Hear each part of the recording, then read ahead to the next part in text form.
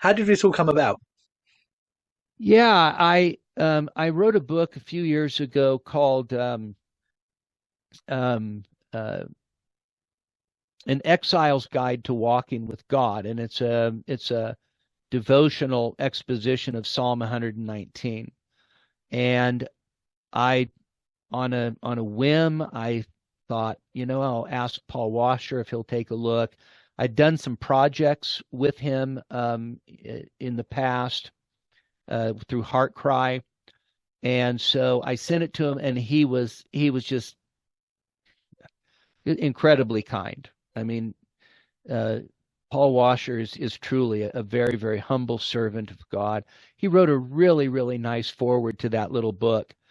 And so I thought, well, maybe he'll take a look at this. And I'm also thinking, so I want people that are going to read it with a critical eye. So I sent it Yeah, to an Old Testament scholar that I don't know, so he wouldn't feel an obligation to say something nice just because we might be yeah, right. friends. And I thought, well,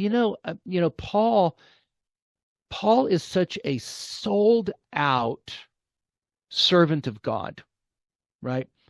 Um, I want him to look at it and give me his feedback. So shot him an email. He said, sure, send it to me.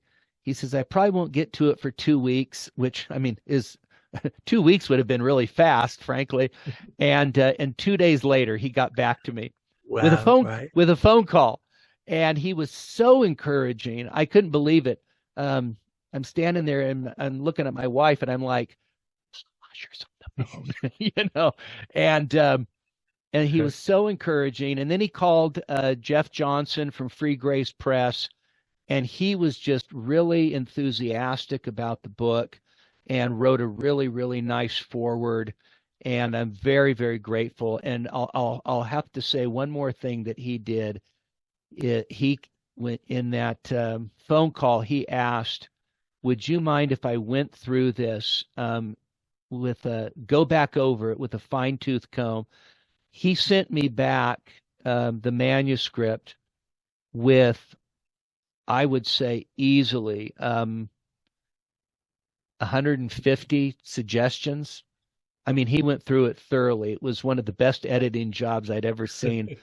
And I will say that I took about 90 to 95% of those suggestions as pure gold.